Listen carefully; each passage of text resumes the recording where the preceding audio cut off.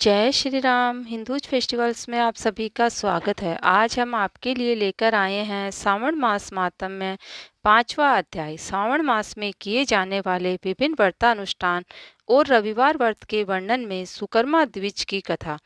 ईश्वर बोले, हे सनत कुमार, करोड़ पार्थिव लिंगों के मातम्य तथा पुण्य का वर्णन नहीं किया जा सकता। एकमात्र एक लिंग का मातम्य नहीं कहा जा सकता तो फिर करोड़ करोड़ लिंगों के विषय में कहना ही क्या है। मनुष्य को चाहिए कि करोड़ लिंग निर्माण असमर्थता में 1 लाख लिंग बनाए या 1000 लिंग या 100 लिंग बनाए। यहाँ तक कि एक लिंग बनाने से मेरी सन्निधि मिल जाती है। षडाक्षर मंत्र से 16 उपचारों के द्वारा भक्तिपूर्वक मन में भगवान शिव की पूजा करनी चाहिए। ग्रह यज्ञ के साथ उद्यापन करना चाहिए। उसके बाद होम करना चाहिए और ब्राह्मणों को भोजन कराना चाहिए। हे सनत कुमार, इस अनुष्ठान को करने वाले की अकाल मृत्यु नहीं होगी। यह व्रत बांझपन को दूर करने वाला, सभी विपत्तियों का नाश करने वाला तथा सभी संपत्तियों की वृद्धि करने वाला है। मृत्यु के पश्चात वह मनुष्य कल्प पर्यंत मेरे समीप कैलाश वास करता है। जो मनुष्य श्रावण मास में पंचामृत से शिवजी का अभिषेक करता है, वह सदा पंचामृत का पान करने वाला, गोधन से संपन्न, अत्यंत मधुर भाषण करने वाला, भगवान शिव को अत्यधिक प्रिय हो जाता है। जो इस मास में अनुदान व्रत करने वाला तथा हविष्यान ग्रहण करने वाला होता है, वह विहि आदि सभी प्रकार के धान्यों का अलक्ष्य निधि स्वरूप हो जाता है। पत्तल पर भोजन करने वाला श्रेष्ठ मनुष्य सुवर्ण पात्र में भोजन करने वाला तथा शाक का त्याग करने से शाककर्ता हो जाता है। श्रावण मास में केवल भूमि पर सोने वाला कैलाश में निवास प्राप्त करता है। इस मास में एक भी दिन प्रातः स्नान करने से मनुष्य को 1 वर्ष स्नान करने का फल का भागी कहा जाता है। इस मास में जितेंद्रिय होने से इंद्रिय बल प्राप्त होता है। इस मास में स्फटिक, पाषाण, मृत्तिका, मरकतमणि, पिष्टापिठी धातु, चंदन, नवनीत आदि से निर्मित अथवा अन्य किसी भी शिवलिंग के साथ ही किसी स्वयं आविर्भूत न हुए लिंग में श्रेष्ठ पूजा करने वाला मनुष्य सैकड़ों ब्रह्म हत्या को भस्म कर डालता है।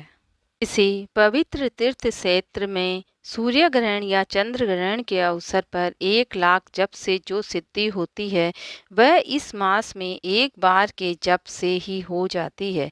अन्य समय से जो 1000 नमस्कार और प्रदक्षिणाएं की जाती है, उनका जो फल होता है वह इस मास में एक बार करने से ही प्राप्त हो जाता है। मुझको प्रिय इस श्रावण मास में वेद पारायण करने पर सभी वेद मंत्रों की पूर्ण रूप से सिद्धि हो जाती है।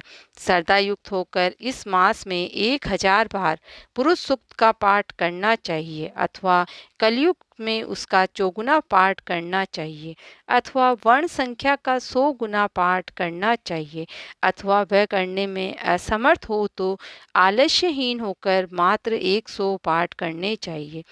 ऐसा करने वाला मनुष्य ब्रह्म हत्या आदि पापों से मुक्त हो जाता है, इसमें कोई संदेह नहीं है। गुरु पत्नी के साथ संसर्गजन्य पाप के लिए यही महान प्रायश्चित है। इसके समान पुण्यप्रद, पवित्र तथा पाप नाशक कुछ भी नहीं है। पुरुष सूक्त के जप के बिना इस मास में एक भी दिन व्यतीत नहीं करना चाहिए। जो मनुष्य इस फल को अर्थवाद कहता है, वह नरकगामी होता है। इस महीने में समिधा, चारु, तिल तथा तीर्थ से ग्रह यज्ञ होम करना चाहिए। शिव के भक्तों को शिव के रूपों का भली भांति ध्यान आदि करके धूप, गंध, पुष्प, नैवेद्य आदि से पूजन करना चाहिए और अपने सामर्थ्य के अनुसार कोटि होम, लक्ष होम अथवा 10 सहस्त्र होम करना चाहिए। आहुतियों के द्वारा ओम भू, ओम भुवः, ओम स्वः के साथ तिलों के द्वारा भी यह ग्रह यज्ञ नामक होम किया जाता है। हे सनत कुमार, इसके बाद अब मैं वारों के व्रतों का वर्णन करूंगा। आप ध्यान पूर्वक सुनिए। हे अनक, उनमें सर्वप्रथम मैं आपको रविवार का व्रत बताऊंगा। इस संबंध में लोग एक प्राचीन इतिहास को कहते हैं। प्रतिष्ठानपुर में सुकर्मा नामक एक द्विज ब्राह्मण रहता था। वह दरिद्र, कृपण तथा भिक्षावृत्ति में लगा रहता था। एक बार वह धान्य मांगने के लिए घूमते घूमते नगर में गया। उसने किसी एक गृहस्थ के घर में मिलकर रविवार का उत्तम व्रत करती हुई स्त्रियों को देखा। तब उसे देखकर वे स्त्रियां परस्पर कहने लगी कि इस पूजा विधि को शीघ्रतापूर्वक छिपा लो। इस पर वह विप्र उन स्त्रियों से बोला, हे श्रेष्ठ स्त्रियां, आप लोग इस व्रत को क्यों छिपा रही हैं? समान चित्त वाले सज्जनों के लिए परमार्थ ही स्वार्थ है। मैं दरिद्र तथा दुखी हूँ। इस श्रेष्ठ व्रत को सुनकर मैं भी करूँगा।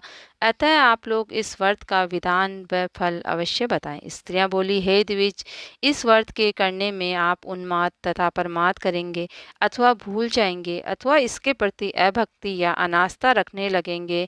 अतः आपको यह व्रत कैसे बताऊं? उनकी ये बात सुनकर एक प्रौढ़ा स्त्री ब्राह्मण को व्रत का विधान और विधि बताने लगी। हे ब्राह्मण, श्रावण मास के शुक्ल पक्ष के प्रथम रविवार को मौन होकर उठ के शीतल जल से स्नान करें। उसके बाद अपना नित्य कर्म संपन्न करके पान के एक शुभ दल पर रक्त चंदन से सूर्य के समान पूर्ण गोलाकार 12 परिधियों वाला सुंदर मंडल बनाएं। उस मंडल में रक्त चंदन से संज्ञा सहित सूर्य का पूजन करें। उसके बाद घुटनों के बल भूमि पर झुककर 12 मंडलों पर अलग अलग रक्त चंदन तथा जपा कुसुम से मिश्रित अर्घ्य श्रद्धा भक्तिपूर्वक सूर्य को विधि पूर्वक प्रदान करें और लाल अक्षत, जपा कुसुम तथा अन्य उपचारों से पूजन करें।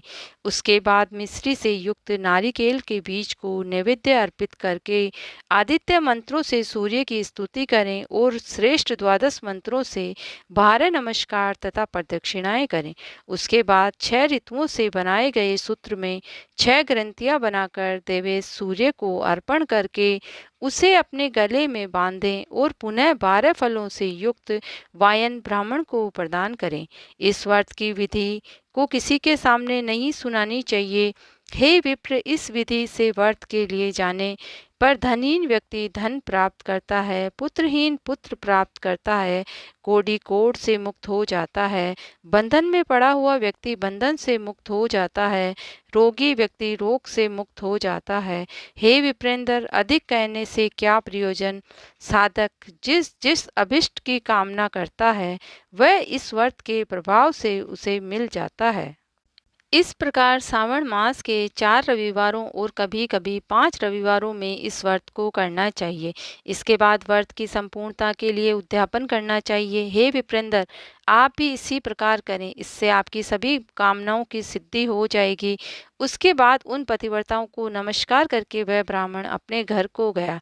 उसने जैसा सुना था उसी विधि से उस संपूर्ण व्रत को किया और अपनी दोनों पुत्रियों को भी वह विधि सुनाई। उस व्रत को सुनाने मात्र से शिवजी के दर्शन से तथा उनके पूजन के प्रभाव से वे कन्याएं देवांगनाओं के सदृश हो गई। उसी समय से उस ब्राह्मण के घर में लक्ष्मी ने प्रवेश किया और वह अनेक उपायों तथा निमित्तों से धनवान हो गया। किसी दिन उस नगर के राजा ने ब्राह्मण के घर से होकर राजमार्ग से जाते समय खिड़की में खड़ी उन दोनों सुंदर और अनुपम कन्याओं को देख लिया। तीनों लोकों में कमल, चंद्रमा आदि से जो भी सुंदर वस्तुएं हैं उन्हें वे दोनों कन्याएं अपने शरीर के अवयवों से तिरस्कृत कर देती है। उन्हें देखकर राजा मोहित हो गए और क्षण भर के लिए वहीं खड़े हो गए। ब्राह्मण को शीघ्र बुलाकर उन्होंने दोनों कन्याओं को मांग लिया। तब उस ब्राह्मण ने भी हर्षित होकर दोनों कन्याएं राजा को प्रदान कर दी। उस राजा को पति रूप में प्राप्त करके वे कन्याएं भी प्रसन्न हो गई। वे स्वयं इस व्रत को करने लगी और पुत्र पौत्र आदि से संपन्न हो गई। हे मुने, महान ऐश्वर्य देने वाले इस व्रत को मैंने आपसे कह दिया है। हे विधिनंदन, जिस व्रत के श्रवण मात्र से मनुष्य सभी मनोरथों को प्राप्त कर लेता है, उसके अनुष्ठान करने से फल का वर्णन कैसे किया जा सकता है। इस प्रकार श्री स्कंद पुराण के अंतर्गत ईश्वर सनत कुमार संवाद में श्रावण मास माहात्म्य में परकीर्णन, नाना व्रत, रविवार व्रत आदि कथन नामक 5वां अध्याय पूर्ण हुआ। जय श्री राम।